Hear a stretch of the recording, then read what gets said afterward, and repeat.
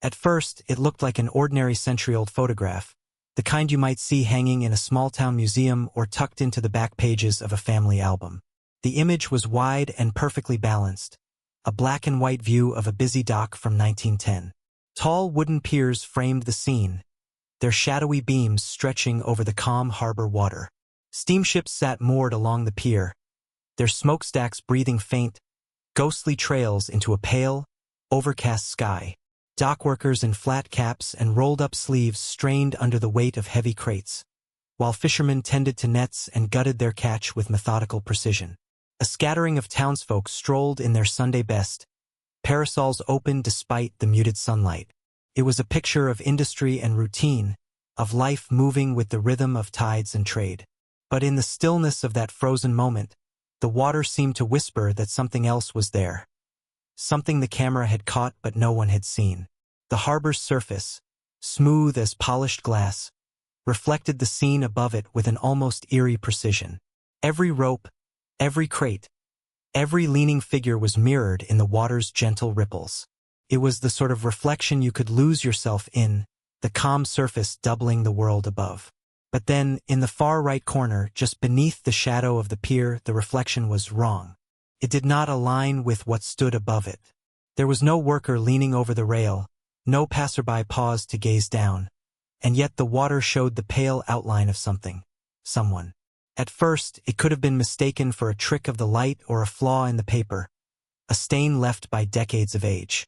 But the longer one stared, the less it resembled a flaw and the more it became a shape.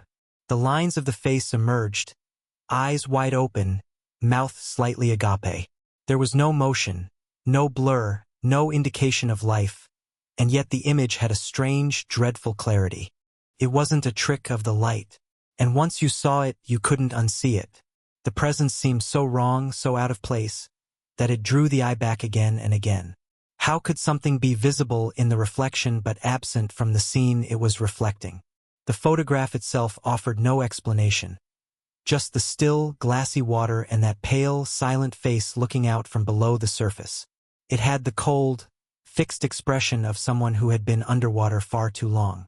Whoever had first spotted it must have felt the same creeping chill that now spread through anyone who looked closely enough to notice. It was the kind of detail you might wish you could forget, but your mind wouldn't let you. The photograph's journey into the present day began in the most ordinary way. An amateur collector of old photographs, always hunting for hidden gems at flea markets and estate sales, happened upon a rural auction one cloudy Saturday morning. The tables were cluttered with rusted tools, tarnished silverware, and stacks of postcards from long-forgotten vacations. Beneath one table, almost overlooked, sat a weathered shoebox. Inside was a jumble of curled, brittle photographs, sepia portraits, scenic views, faded holiday snapshots. The seller asked for $10. The collector didn't hesitate. That evening, under the warm glow of a desk lamp, they sifted through their purchase, savoring the smell of old paper and the stories these silent images might hold. Most of the photos were unremarkable: smiling families, church picnics, quiet country roads. And then, buried near the bottom, the dock photo appeared. The heavy, matte paper had deep blacks and soft whites, the edges unevenly trimmed as though developed in a home darkroom. On the back, in faded, spidery handwriting, were the words, "Haven't forgotten. Never will." The collector frowned. Most notes on photographs were simple, names, dates, or places, but this was different. It was personal, maybe even a warning.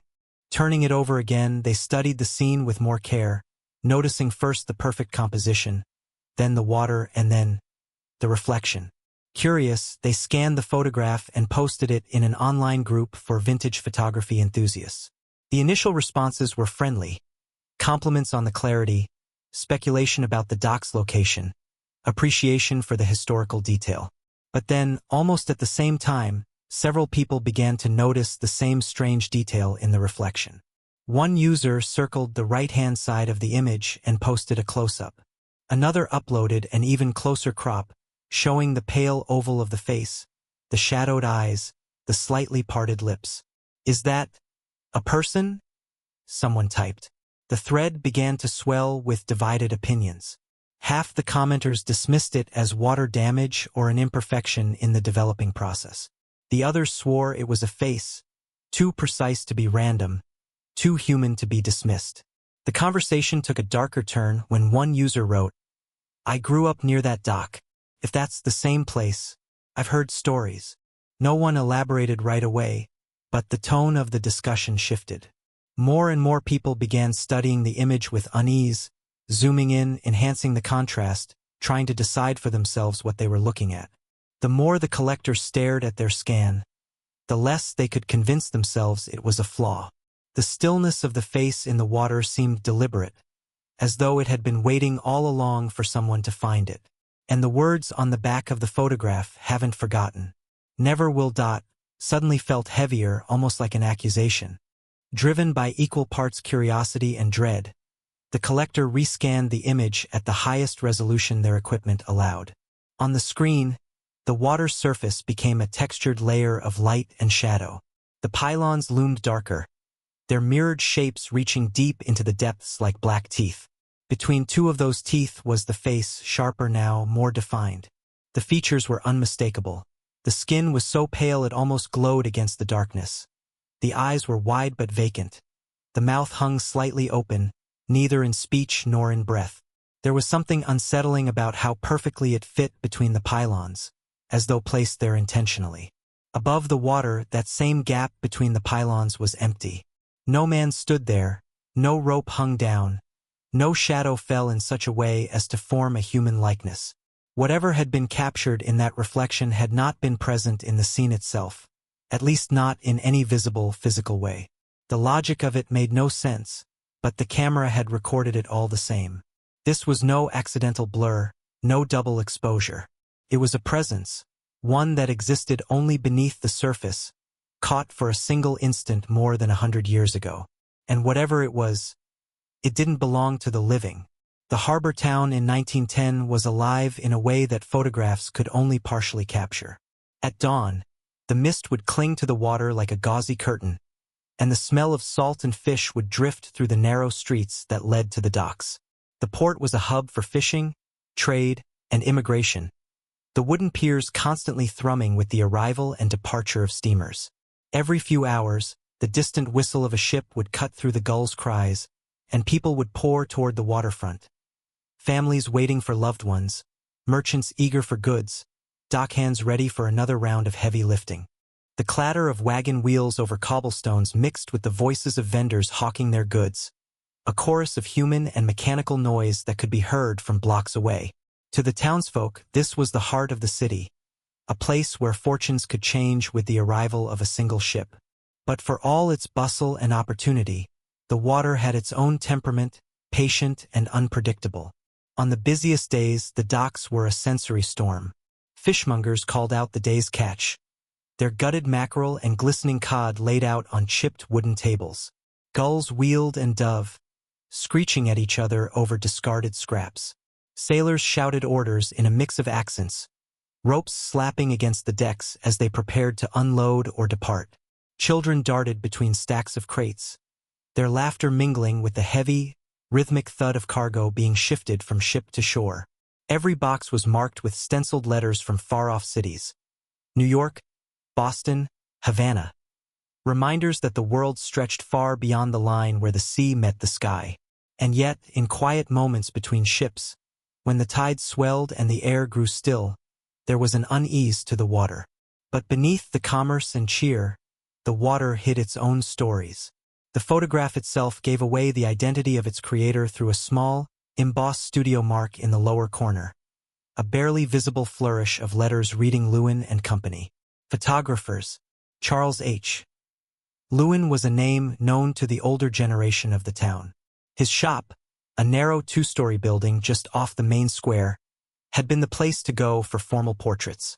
Rows of stiff-backed chairs, painted backdrops, and diffused sunlight through gauzy curtains defined his style.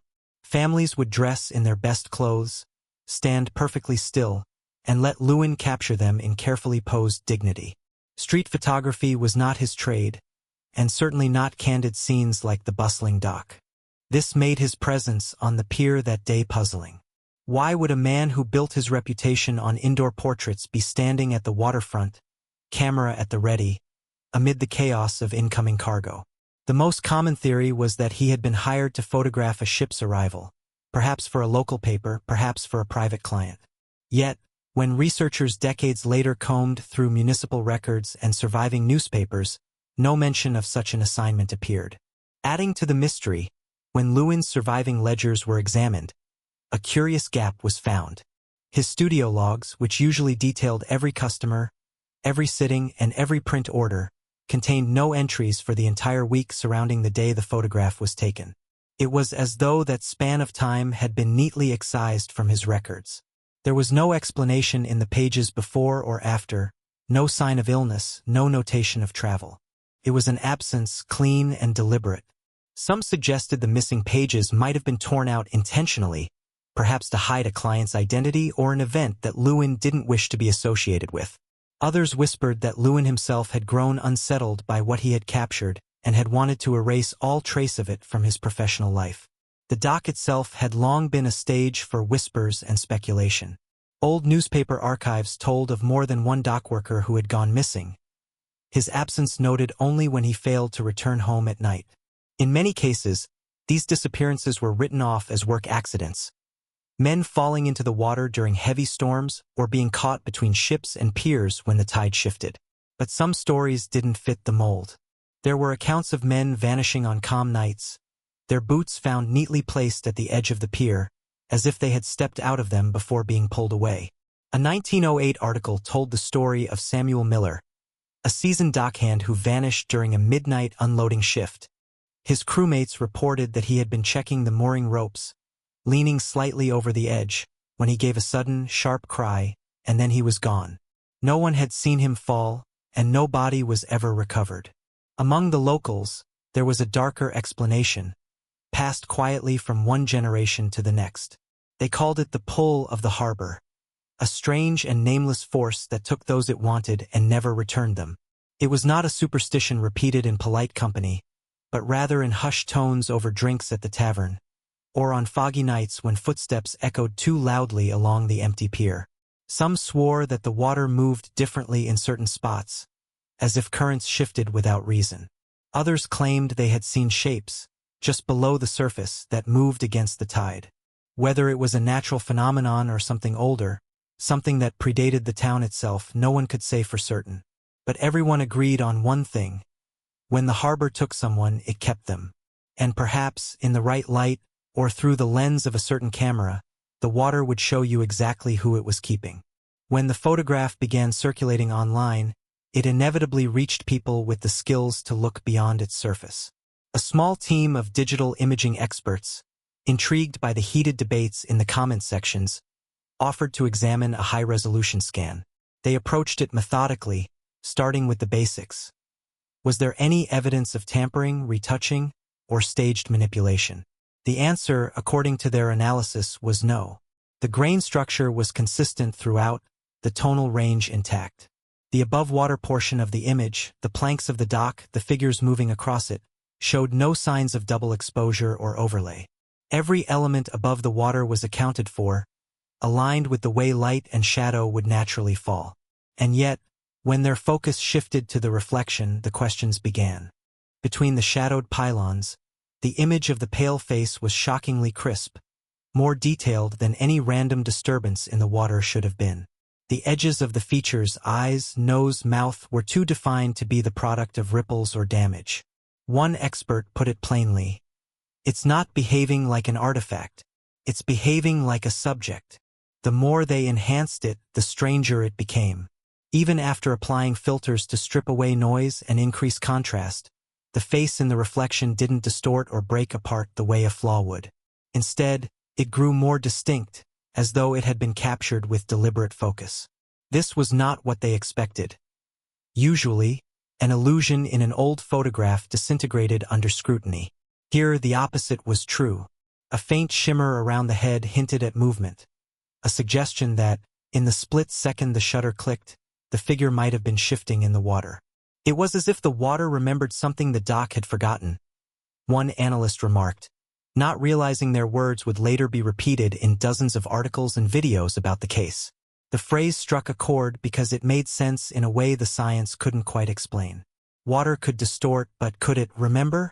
The photograph eventually found its way into the hands of the town's local historical society, a cramped but carefully maintained space filled with old maps, ship manifests, and yellowed newspapers.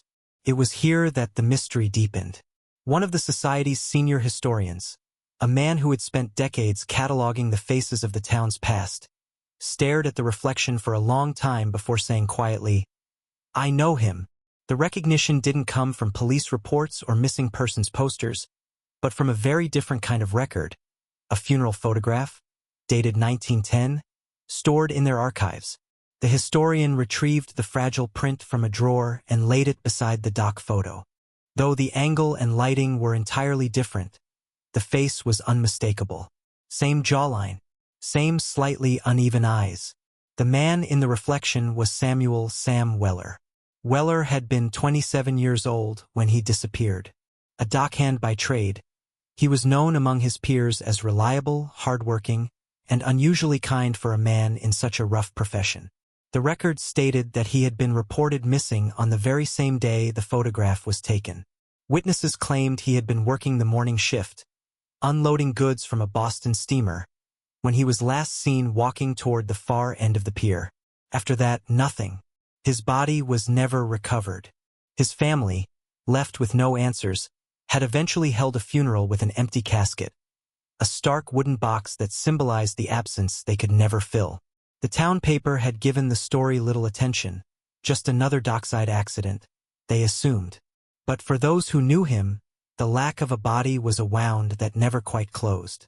The discovery that Weller's face might be preserved in the water's reflection was unsettling enough. But it was what came next that truly blurred the line between coincidence and intent. While combing through census records and property listings, the Historical Society uncovered a personal connection between Weller and the man behind the camera. Charles H. Lewin, the photographer, had lived in the same boarding house as Weller for at least a year. The two men's names appeared in the same tenant ledger, their rooms listed just 3 doors apart. In a town where most people lived close to their work, this meant they had almost certainly known each other. Perhaps they'd shared meals in the common dining room, exchanged conversation on the stairs, or walked together to the docks in the morning chill. The implications were immediate and unnerving. If Lewin had known Weller, was it possible his presence at the dock that day wasn't random at all? Had he gone there to document a ship's arrival, or had he been hoping, perhaps fearing, to capture something else entirely? Some speculated that Lewin might have been trying to create a visual record of Weller's disappearance, that he knew something the rest of the town didn't. Others believed it was a final act of farewell, a way to hold on to the memory of a friend already lost to the harbor's pull. And then there was the darker theory, that Lewin's knowledge was not that of a bystander, but of a witness or worse, a participant in whatever had happened that day. If Lewin saw what his camera caught, he never spoke of it. His surviving correspondence, what little remained, made no mention of Weller after the date of the photograph. The missing week from his studio logs became even more suspicious in light of their connection. And yet, he kept the print. Whether out of guilt, grief, or morbid fascination, he developed it, preserved it, and at some point wrote on its back, "Haven't forgotten. Never will." That single line now carried the weight of a confession, though no one could say exactly what it confessed to. In the end, the only certainty was that the photograph, born from a friendship, a disappearance, and a moment frozen in time, had revealed something neither man could have imagined would survive a century. The morning began like countless others in that harbor town. The distant hum of an approaching steamer, the rhythmic creak of mooring ropes swaying against the wooden piers, the gulls tracing lazy circles overhead. But to those who were there that day, the memory is anything but ordinary. Eyewitness accounts differ in the details but share an undercurrent of unease. Some remembered a warm, golden light spilling across the dock, making the water below look almost inviting.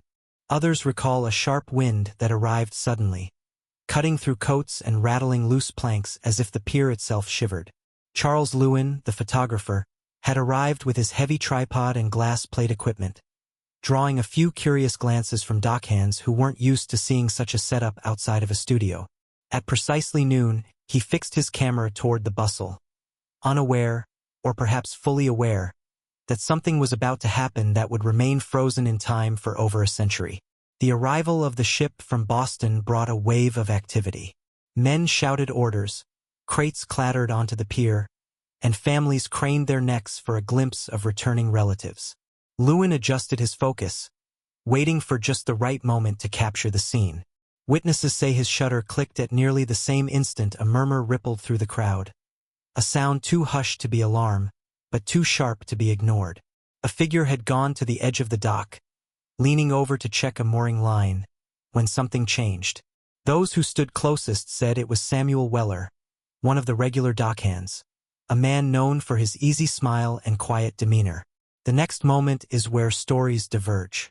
Some insist they saw him lose his footing and tumble forward, vanishing into the dark water with barely a splash. Others whisper of something beneath, a shape that moved against the current, rising fast, catching his leg before dragging him under. The seconds that followed were chaos. A few men rushed forward, peering over the side, but by then the water had settled into an unnatural calm, the ripples folding back into themselves as if swallowing the disturbance whole. Lewin, still at his camera, did not move to help. At least no one remembered him doing so. Instead, he appeared frozen, his eyes fixed not on the spot where Weller had vanished, but on the lens, as though expecting to see something no one else could. Later, those who examined the surviving glass plate would note the eerie clarity of the scene, as if the very air had stilled at the moment of exposure. And within that stillness, hidden in the water's reflection, the truth, or something like it, waited to be found. When modern researchers compared the scene above water with its mirrored counterpart below, the first thing that struck them was Weller's face. Pale, eyes open, lips parted, not with panic, but with something closer to pleading. But the longer they stared, the more they saw.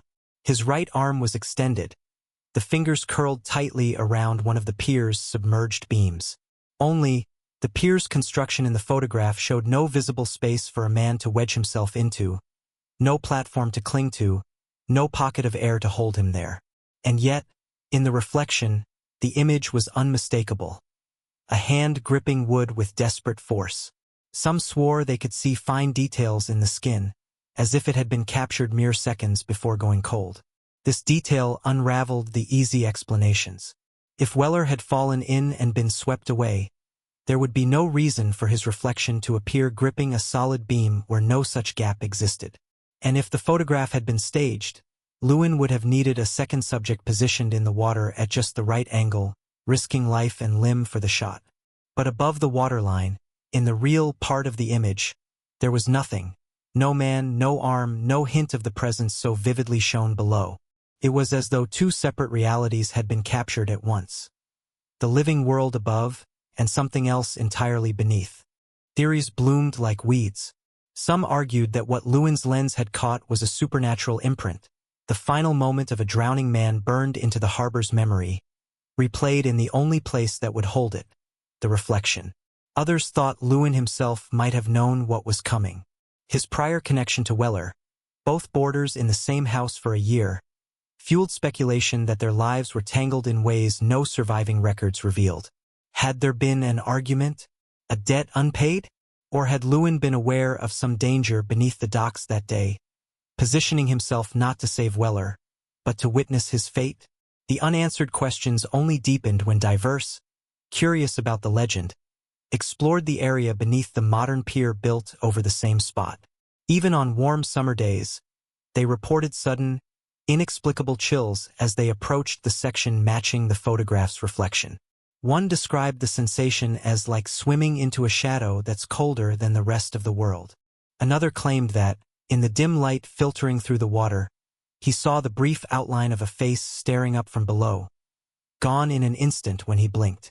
None could explain why their dive instruments registered slight electrical spikes at the exact coordinates of the original incident.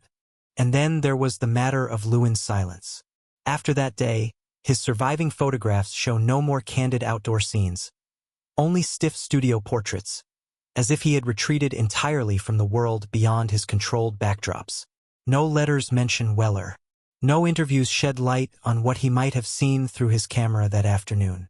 It was as though he had locked the truth away in that single glass plate and refused to speak of it again. Some believe this was an act of respect. Others see it as guilt, but all agree it was deliberate.